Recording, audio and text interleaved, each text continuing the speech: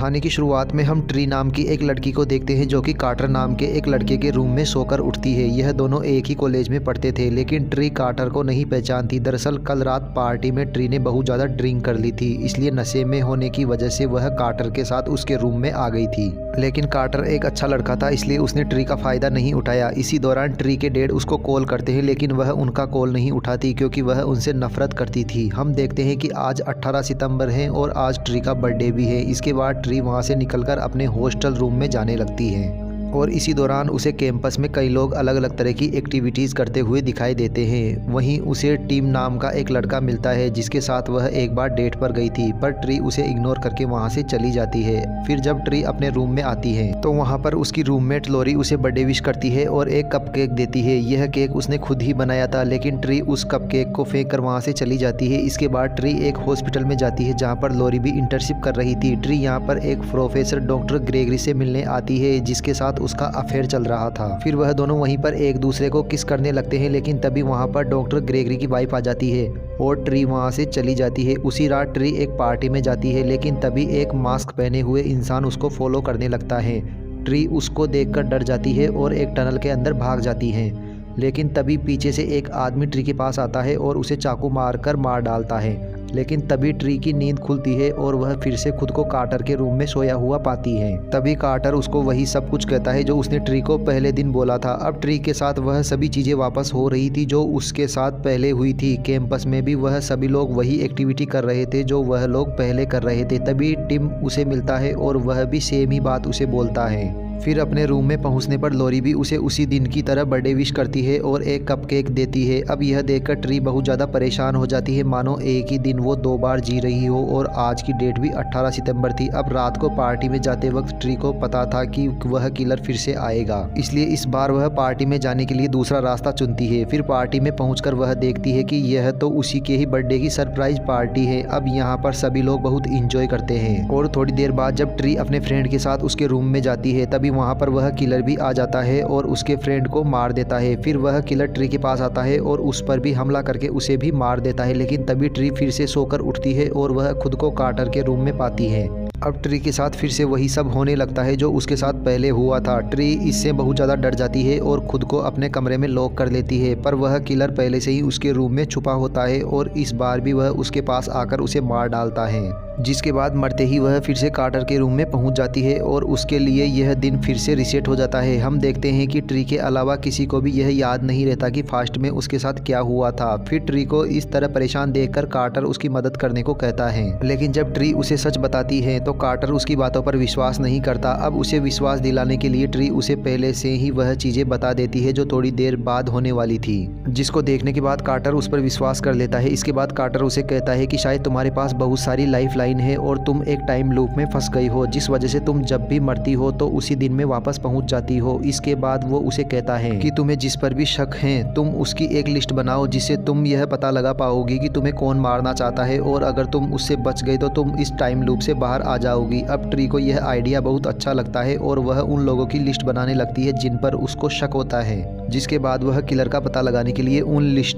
के लोगों को एक एक करके फॉलो करने लगती है। इसी दौरान वह कई बार मरती है और हर बार कार्टर के रूम में पहुंच जाती है। वह फिर से ट्राई करती है तो कई बार उसका एक्सीडेंट हो जाता है और कई बार तो किलर उसके सर पर मारकर उसे मार डालता है और इसी के साथ ही वह फिर से कार्टर के रूम में पहुंच जाती है। इसके बाद वह कार्टर से कहती है कि तुम्हारा प्लान बिल्कुल ही बकवास था, लेकिन कार्टर को कुछ भी समझ नहीं आता क्योंकि उसे कुछ भी याद नहीं था। फिर ट्री उसके रूम में जाने ही लगती है, पर तभी वह बेहोश हो जाती है, जिस वजह से कार्टर उसे हॉस्पिटल में एडमिट कर देता है। फिर वहाँ पर डॉक्टर ग्रेगरी उसे कहता है कि तुम्हारी टेस्ट रिपोर्ट बिल्कुल भी सही नहीं है, तुम्हें बहुत सारी अंदरूनी चोट है जिस वजह से तुम्हें जिंदा नहीं होना चाहिए, लेकिन तुम्हारी किस्मत बहुत अच्छी है कि तुम जिंदा हो। तभी यह सुनकर ट्री को उस पर शक होने लगता है कि कहीं यह तो किलर नहीं, जिसका पता लगाने के लिए वह ग्रेगरी को सोडा लाने के लिए कहती है। फिर डॉक्टर के जाते ही ट्री वहाँ से भागने की कोशिश करती है। वह ग्रेगरी के चेम्बर में उसकी कार की चाबी लेने जाती है और तभी उसे वहाँ पर वही मास्क मिलता है जो किलर ने पहना था। अब ट्री यह देखकर घबरा जाती है और वहाँ से बाहर भागती है, लेकिन तभी ग्रेगरी उसके सामने आ जाता है। पर तभी ट्री देखती है कि किलर भी वहीं पर आ जाता है, जिसका मतलब था कि किलर ग्रेगरी नहीं है बल्कि कोई और है। तभी ग्रेगरी को मारकर वह किलर ट्री के पीछे आने लगता है, पर ट्री जैसे तैसे करके ग्रेगरी की कार लेकर वहाँ से भाग जाती है। अब ट्री को लगता है कि वह उस किलर से बच गई और वह किलर उसे मार नहीं पाया, जिस वजह से ट्री बहुत ज़्यादा खुश होती है। पर तभी ओवर स्पीड में कार चलाने की वजह से पुलिस उसे पकड़ लेती है। अब ट्री उस पुलिसमैन से बातें कर ही रही थी कि तभी वह किलर वहाँ पर आ जाता है और उस पुलिसमैन को मारकर ट्री की कार को जला देता है, जिससे ट्री फिर से कार्टर के रूम में आ जाती है। इसके बाद वह कार्टर के साथ लंच पर जाती है। वहाँ पर वह टीवी पर एक न्यूज़ देखती है जिसमें एक सीरियल किलर थॉमस के बारे में बताया जाता है, जिसने अभी तक 6 लड़कियों को मार डाला और थॉमस अभी भी उसी अस्पताल में एडमिट है जहाँ पर ट्री एडमिट थी। अब ट्री को यह लगता है कि थॉमस ही वह किलर है जो उसे मारना चाहता था। फिर ट्री फौरन उस हॉस्पिटल में जाती है और वहाँ जल्दी से पुलिस को फ़ोन करने के लिए कहती है। फिर ट्री जैसे ही थॉमस के पास जाती है तो वह देखती है कि जो सिक्योरिटी गार्ड थॉमस का पहरा दे रहा था,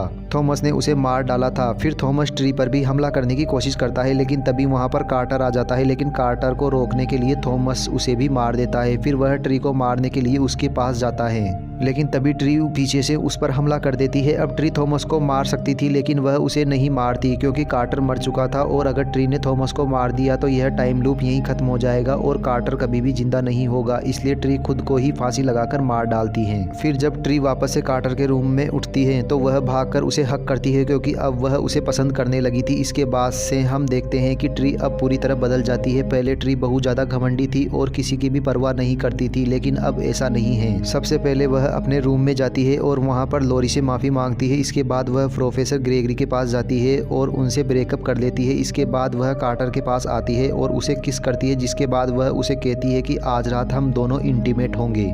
इसके बाद वह अपने डैड के पास जाती है और उनसे माफ़ी मांगती है क्योंकि वह उनसे अच्छे से बात नहीं करती थी। अब उसके डैड भी उसे माफ़ कर देते हैं और उन दोनों का रिलेशन वापस नॉर्मल हो जाता है। इसके बाद ट्री हॉस्पिटल जाती है और वहाँ पर सिक्योरिटी गार्ड से उसकी गन लेकर थॉमस को मार देती है। अब ट्री बहुत ज़्यादा खुश थी कि वह किलर को ख़त्म कर चुकी थी और उसकी लाइफ भी अब बिल्कुल नॉर्मल हो गई थी। इसी खुशी में वह अपने कमरे में कार्टर के साथ अपना बर्थडे सेलिब्रेट करती है।